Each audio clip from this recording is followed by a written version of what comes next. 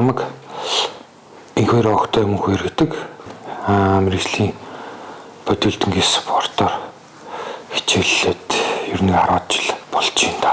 Өөрийнхөө үндсэн мэргэжлэр бол ажиллахгүй байгаа. Үндсэн мэргэжил маань болохоор эдийн засагч мэргэжилтэй байгаа.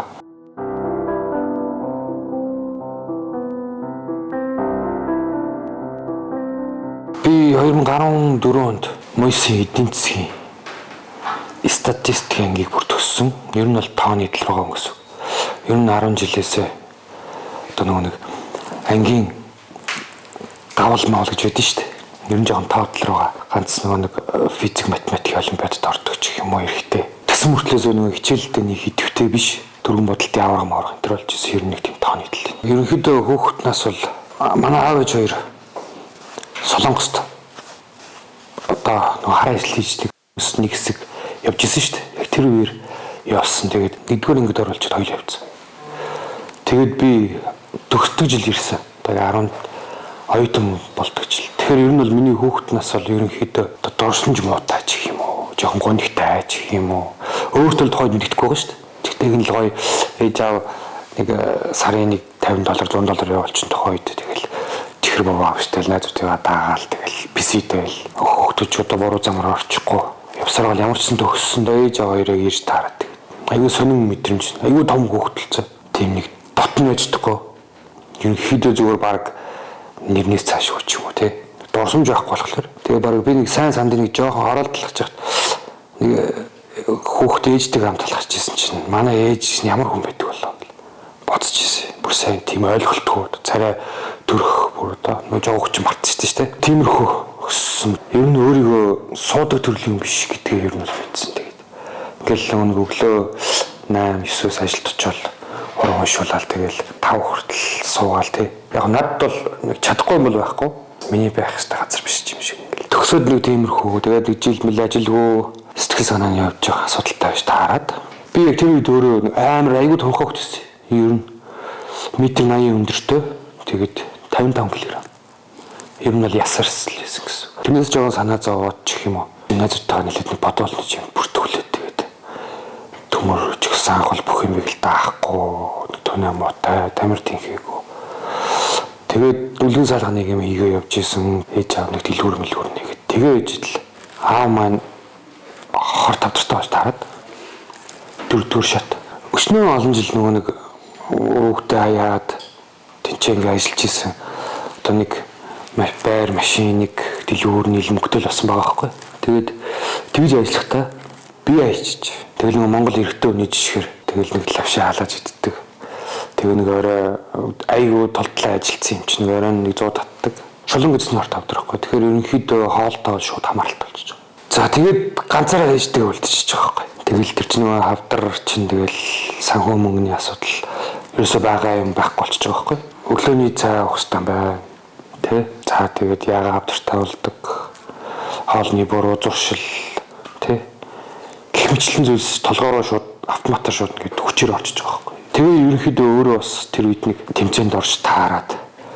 Би бүр аавынхаа ажил явдалтай өдрийнхөө ажил явдлын маргааш нь тэмцээнд тайлбар гарч байгаа ч. Тэгээ нөгөө бэлдчихсэн анхны тэмцээнд дээжээс суугаад ахнараас нь суугаад тэгсэн чинь одоо нэг бэлдэж байгаа бол орчих гэдэг. Тэгээд би бүр аавынхаа одоо харамстай ер нь бол ажил явдлын нөгөө нэг хоол унднаас нь хүртэл амсахгүй болохгүйгээ толгонд орсон. Би ер нь нэг жоохон тийм өмхгүй ер нь өөр болохгүй болохгүй. За гэвэл за зарчимч юм.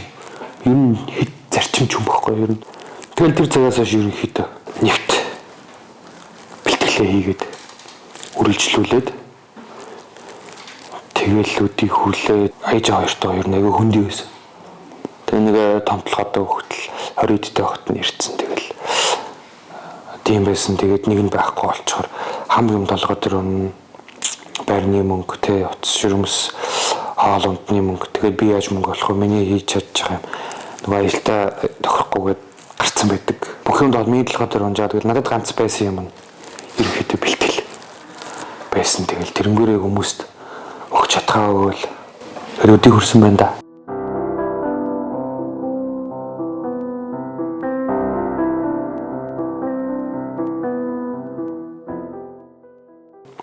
юм уншиж судлаад одоо хүнд ингээд хоолны дэглэм буруу амьдралын хөвшил энэ төр хүнд ярихад надад өөртөө айгүй дөхөн болчих жоохгүй яа. Тэгвэл манай аав өнгөрч байгаа учраас би эхлээд нэг хэлнэ ингээл хүмүүстэй харилцагч нартаа ингэдэж шүү. За тэгээд ер нь явандаа үнэхээр тэр хүн тэрийг ойлгохгүй байвал тий шууд өөрийнх нь жишээнээс за манай аав ингэсэн хүн байгаамаа. Одоо та ингээд ажил төрөл амьдралын төлөө ингээд зүтгэл хийдэг тий нэг хэдэн цаас олдог. Тэгээ яг хүүхд чинь өсөж төрнөд яг гараас гараал амьдрал руу орох гэж итл бие хайцсан хүн чинь тэгэл буруу хоол, буруу амьдралын хөвшилтэй хүн чинь ямар нэг оожоо өвчин заавал хавдрав ш тэ. Им юмд ороод буцаал нөгөө нэг мөнгө төгрөг босгосон амьдрал чинь ингээд өрн таран болно. Мөнгөний яраа сэт бити яваач тэ. Нэг өдөр өөртөө цаг гарга. Ерөнхийдөө нэг иймэрхүү философоор хүмүүстэй заадаг. Шууд ерөөсөл одоо гоё биетэй болох, одоо том өгцөгтэй болох, тайлан нарийнхан болох хөвлөгийг гаргах ч юм уу. Тэр талаас нь биш. Ерөнхийдөө зүгээр эрүүл амьдралын хөвшил. Өглөө бос зурх, өглөөний цагаа бэлтгэхэд бол 5:30 гэж босгоно байна. Тэ? 6-ад ирэхийн тулд жим дээрээ. За 5:30 гэж босхын тулд эрт унтах хэрэгтэй. За тэхийн тулд ажлаа зохицуулах хэрэгтэй гэдэг ч юм уу. Амьдралын хөвшил болгох зөв талаас нь хүмүүст илүү ойлгох гэж, дадал болох гэж заадаг гэх юм уу. За тэгээд энийг одоо сураад өөрөө явж байгаа процесстэй дурлаад жоохон тодорхой хэмжээний үр дүн өгөөд ингээм л хүн өөртөө ихтэй болдог. За тэгээд айгүй олон эерэг одоо зүйлс амьдралд нь нөлөөлдөг. Тэгэхээр ер нь бол тэр хүмүүсийн өсөж байгаа гоё сайхан бие энэ төр чи ерөнхийдөө бонус нь л ороод ирнэ. Заавал нэг амар тэрэнд фокуслж ороод ирэх байх. Хүмүүс чат GPT-гээс яаж гоё болох вэ гэвэл юм бичээл өгнө тий. Тэмцэлийг тэд удаа хий. Тэмдэглэн барь. Энэ бол яг амьдрал дээр буухад бол маш хэцүү. Чи өөрийгөө дайчлах хэрэгтэй. Би бол илүү практик, илүү хэрэгтэй гэж боддог. Гэхдээ хүмүүс тренер хийхин тулд мэдээж чамаас маш олон асуулт асууна. Хүн заад зөвлөхийн тулд өөрөө мэдлэгтэй байх хэрэгтэй. Бэлтгэлийн систем. За тэгэл хүнсний нэмэлтүүд одоо манайхны их асуудаг уурга тий бүгдийг нь өөрийнх нь биен дээр юм бол туршиж үзсэн.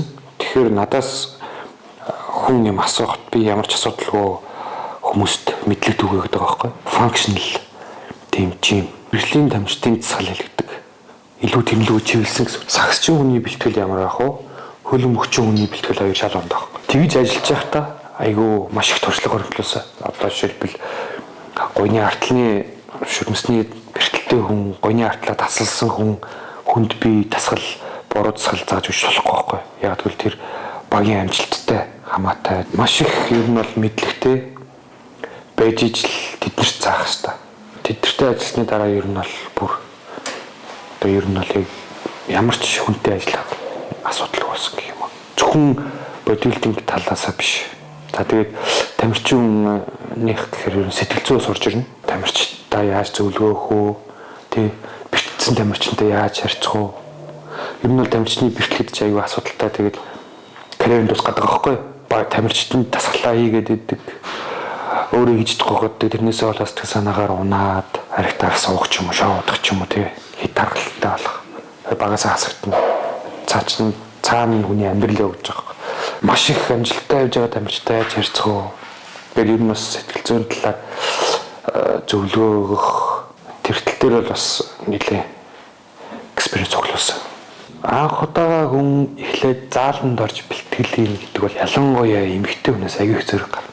Хамгийн их тулгамддаг асуудал юу өмсөхөөс эхлүүлэл тий. Тэгэл заал руу орохдоо за бэлтгэлийн хувцас өмсөх юм байна. Окей гэж бэлтгэлийн хувцас авчдаг. Тэгэл за жимд бүртгүүлэл орсон чинь ингээл амар юм топ өмссөн үсгийн шахуу шалт өөхнүүд их гайхаал тий. Магцагтай мөн зүмн гарцсан ингээл ихтэй хүмүүс зааланд байгаа л тэгэл хүү хаа гэл орлол. Аюу хэцүү. Тэгэд нэг явал за стамины их юм биш үү гэж болчдөг. Эхлэх гэж бол харин тэрийг давах гэж ер нь жимдээ бүртгүүлэх гэж тэгэл ер нь бол зоригл одоо үрдүүх юм уу та. Ер нь зоригл юм байна да. Одоо ерөөсөө л дасгал хөдөлгөөн хэрэгтэй. Яг тэгвэл бид нэр алхахгүй харайх тий. харгалтын эсрэг, эрүүл мэндийн эсрэг зүрхээ ачааллуулах, бодис солилцоогоо идэвхжүүлэх юмнууд нь хөдөлгөөний хоригдоод шүү дээ. Дасгал хөдөлгөөн гэдэг маш том юм байна.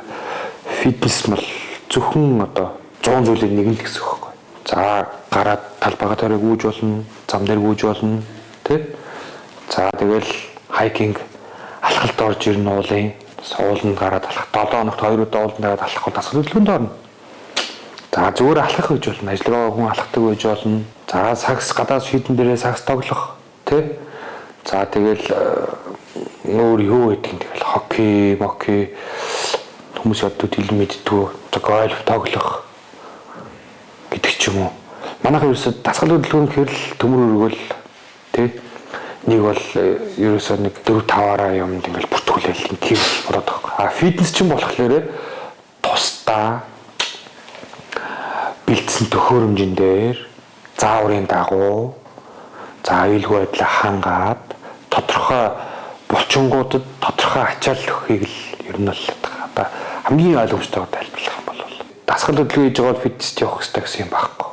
Ерөнхийдөө дасгал хөдөлгөөн бол тэгэл чи хүүхдлээл дасгал хөдөлгөөн хийх хэрэгтэй. Бидний одоо энэ алхаж гიშгэж байгаа чиний идж ууж байгаа калори 2 чин зөрүү их гарах тусмал таргалт үүснэ.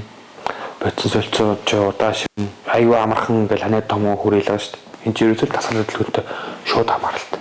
Өөрийгөө өөрчлөлтөө өөрчлөхгүй л дээ. Одоо хоолны дэглэм 3 сар барьж үзээгүй хүнд хоолны дэглэм барихыг заах ч өөр аюу утгагүй байхгүй. Яг л тэр хүний мэдэрч байгаа мэдрэмжийг мэдчихдэггүй гэсэн үг шүү дээ. Дэглэм удаан барих цуснд сахар бүр ингээ багасаад инсулин унаад тэгээд ингээд амтай бүр идмээр санагдаад ямар ч контролгүй болоод бүр ингээд хөргөчөө удлаад хүн ингээд хөргөчний юм зогсож идэх байхгүй заримдаа. Тэр мэдрэмжийг мэдрээгүй хүнд зүгээр л чи нэг байрыг хилээд яваадах. Тэрийг мэдэрсэн хүн за одоо л тэсэн шүү те. Чи одоо л ингэж. За үнэхээр л идмээр байгаа бол энийг идчих. Ингэж. Яг одоо энийг л давчих юм бол чи ингэн гэдэг ч юм уу. Тэгэхээр тэр өөрийгөө өөрчлөлт тэр мэдрэмжийг аваагүй хүн бол хүнд зааж зөвлөх мэд бол ер нь жоох утгагүй асуудал та. Тойл гэж орж ирдэг. Эрэгтэйчүүд нь л гоё биетэй олъё. Стаалъя, тэ. Гүзээгээ арилгая. Гоё том өмтэй олъё. Эрэгтэйчүүдийг бол ерөнхийдөө тийм, эмэгтэйчүүдийг бол торын гоё биетэй олъё. Энэ зүүн алъя. Энэ жил минийх шинэ жилээр палажаста. Мөрөө гаргасан, наруугаа гаргасан палаж өмсөе гэж л ер нь орж ирдэг. Ерөнхийдөө би 100-ны баг 80% эмэгтэй шавтай. Эмэгтэй хүн ч нэг юм амар юм тий хаа гэлцээ гэсэн нэг юм чуната хий тий тэгэл ерс загнаал тийм хүн бол эмэгтэй хүн нэгдүгээр тохиромжгүйгээс гад өөртөө бас жоо зайлсхий юм шиг байна. Тэгээ би болохоор ерөнхийдөө ер нь жоохон гоо зүг барьдаг. Өөрийнхөө өгдөл өндөр байна уу намхан байна уу өөрийнхөө өгдөлтөө л таарсан гоё биеийг л бүтээх ёстой тэр хүн. Өөртөөс л хангалуул байх ёстой. За эрэгтэй шавнырыг бол цөөхөн хідэн шавтаад эдрийгээ тэгэл жинхэнэ нүддэг ер нь бол нөгөө нэг зарчимч учраас хий ната хий тэ чи эрэгтэй үнтэй шал өөрөөр ярьсан шүү дээ. За эмэгтэй хүнд бол арай өөр ярьсан. Баг тэнгэр дээр нэг 20 хүний групп ч л явсан. Хоёроо хуваацсан тэгэл 6-аас 7:30 хүртэл 7:30-аас 9 хүртэл гэл. Тэгээ яг би бүгдийн ерөнхийд нь адилхан ингээл тэ энийг хийж, энийг хийх ёстой, энийг чадах ёстой. Одоо энийг хийхээс арга байхгүй тэ. Би ерөөсөө өөрт чинь ийм байж боломгүй шаардлага бол тавихгүй байгаа. Тэр үнийг амхандаа ингээл пүүшлээл тэ хэлэх гээл янз бүр үзэмлдээ. Тэгээд тэрэн дотроос нэг эмэгтэй гээд ер нь аяг хоцродсон. Хам орж ирэл багш уучлаарай гээл хувцааслал. Цагаасаа хоцордог болохоор мэдээж миний хувьд жоохон домжхон байгаа шүү дээ. Тэгэл татгалын жоохон ачаалын жоохон ихтүүл тэ. Энэ одоо энийг шууд орж ирээ энийг хийш шүү. Татгалын дуус чад тэдэм байдлах шүү гэл. Партнер хэмцсэн бохгүй бүгдийн хамгийн их булчмаас нэмсэн, хамгийн их хайсан, хамгийн сайн дэглэмээ барьсан, хамгийн өөрчлөлттэй гарсан бохгүй. Оюутныхаа төгсөлтийн баяр дээр өмсөжсэн палажинд орсон. Тэгээд 3 4 хүүхэдтэй. Тэгээд нөхөр яасан бэ гэхээр налахт гэртээ. Өглөө машин байхгүй. Ямар ч байсан 6-аас жилдээ 5 өргөд гэрээсээ гардаг гэж байгаа. Замд гоо алхдаг гэж байгаа. Аз таар бол хүн наашаа төхүүлнэ замдаа буучих гэдэг. Аз таарахгүй бол алхасаар яваад ирдэг гэж. Радио сонсохдоо тэр хүн бүртгүүлэхдээ өөр нэг хамт явж байгаа хүнээс мөнгө зэлж бүртгүүлсэн гэсэн. Тэгэхээр нэгдүгээр санхүүгийн хувьд боломжгүй байсан байна. Хоёрдугаарт ямар ч ер нь бол тэр хүнээс өөр хүн бол явахгүй байсан байхгүй. Яа тэгвэл машингүй автобус явахгүй цагаар яаж эндээс ийшээ ирэх үү гэх тэр хүн за бүртгүүл зэмгт очрон алдна гэд гараад алхахдаг байсан байхгүй. Тэгэхэд зайсан байрхан гэртээ зүгээр юм би бонсон ч юм уу тийм хүмүүс цагтаа ирэхгүй байхгүй.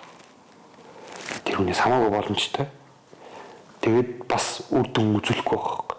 Тэр хүн бол аюу мундагсан нагцсан. Нараа гэдэг нэг юм хэвтэй. Би яг тэр нэг алхаж ирдэг нь сонсчоод дотор аюу юу болсох. Алхаж орж ирэнгүүт нь би дахиад загнад яагаад хоцроод байгаа юм бэ? Тэ? Ингэж хоцрол чи энэ дэр хэрэггүй хань юмараа л загнаал. Би 6-д ирчээд ингэж яхад гээд баг чи унтж байгаад ирчих ингээд л тэгж байгаа байхгүй. Би тэр үнийг мэдчихээд энэ хүн чи ингэсэн за чи өнөдөр тасгалаа хөнхийч гээгүй. Би зүгээр л юуч мэдээгүй юм шиг байсан. Гэхдээ нөгөө нэг яг тэр хүнийг хоцроод ороод ирэхэд нь ойлгочихж байгаа байхгүй. За энэ хүн ингэж ирдэг юм байна. Тэгээд тэр хүн аюу мундагс нэрсэн. Би өөрөө ч тэгж халахж чадахгүй шүү дээ яг үндэ хэлэхэд. Өөрөө яг энийгээ дараад нь ярьж ирсэн. Бэлтгэлтэй өглөөний өглөө бол үнэхээр адал явдалтай байдаг. Ингээд цүнхөө өрчөөд ингээд явах. Тэнгууд тиймэрхүү хүмүүстэй одоо дахиж надтай ирэхгүй тэр жим дээр ирэхгүй байх магадлал асар өндөр байхгүй. Тэр хүнийг яаж ингэж тойволж тордож те. За чи мундаг байх шүү чи чадчих шүү те. Ийм байх шүү гэл тэр хүний давуу чанарыг гаргаж ирж урамшуулах гэдэг чинь өөрөө айгүй том асуудал байгаа. За эмэгтэй хүн дээр ер нь аяг асуудал гарна. Ер нь харцнаас ер нь байгаа байлаас нандшгүй байдаг. Заримдаа ингээд бүр ингээд хоосон болцсон ингээд тасгал хийж яхад ингээд юм ярьж яхад хажууд нь ингээд сонсохгүй ч юм уу те. Тэгээд шууд асуу яасан бэ юу болсон бэ? Тэнгууд найзлуугаас ингээд хэрэлдэж муудаа салцсан. Тэгээд баг ингээд уйлах гэж ярьж байгаа юм. Хэцүү байна гэл. Тэгвэл тэр үед заахгүй. Тэр тийм асуудалтай байгаа бол заавал ингэж амар хүн бэлтгэл хийх гэдэг шаардлага байхгүй.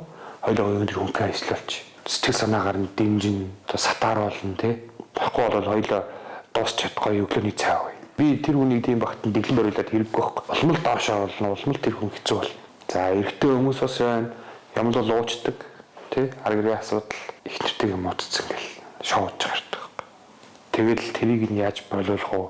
Тэ гайгүй болох талаас нь энэ бол тиймхүү маркер явна. А ямар ч байсан тэр хүнийг би намайг зориод ирсэн миний харилцагч миний шав учраас хэцүү хүн цаг үед нь улам хэцүү болохгүй яаж дээрдүүлэх үү?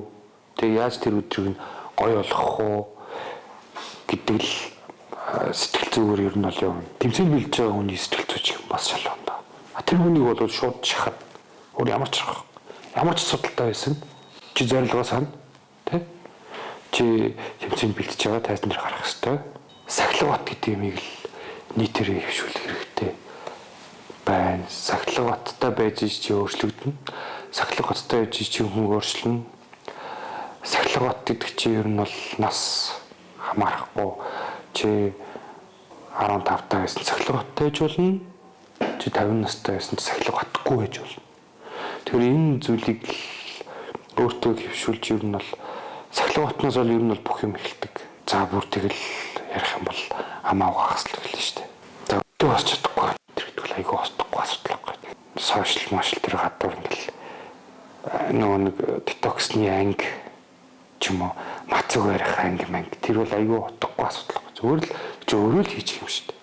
Ер нь бол өглөөний хүн гэдэг ном уншаад өглөө босдог болохгүй л байхгүй. Ер нь зүгээр л чи өглөө л босох хэрэгтэй. Аллахаар эрүүл боллоо эрүүл байгаарай л гэж хэлээд л да. Эрүүл үеж ижил тэгэл чиний бүх юм чинь ажил төрөл зорж байгаа юм юу гэдэг чи савлаад өсгөж байгаа чи эрүүл үеж ижил төгснө. Чи ханаа дөрөв хичээлээ таслаад байвал төгсөхгүй тий. Чи муу ажилдаа явж чадахгүй болтлоо гэх юм бол мэдээж цалингаа авахгүй чи ажилгүй болно. Тэгэхээр ямар нэг юм зорж байгаа юу ч байсан хамаагүй чинь зорилгодоо хүрэхин тулд хамгийн нэгдүгээр текст юм чинь зөвл эрүүл ахын тулд яах ёстой гэхээр алилахаар эрүүл олно эрүүл амьдралын юм аягт одоо арай маягийг одоо бүтээгээрээ хичээгээрээ л гэлж хэлээ да. Чи 7 хоногт 2 өдөр гом иддгүйсэн бол тэрийг нэг бол очих. Тэгээ сард нэг өдөр гом иддэг бол очих. Тэ? Бүр огт идэхгүй гэв шүү дээ. Нэг тиймэрхүү маягаар л чи өөрийгөө дасгаж ийж эн чинь л ер нь бол яг эрүүл амьдралын баланст чи ийм маяг л орж байгаа юм. Тэгэхээр залуучуудаа бүгдээрээ эрүүл байгаарай, эрүүл амьдралын маягийг бүтээгээрэй л гэж хэлээ.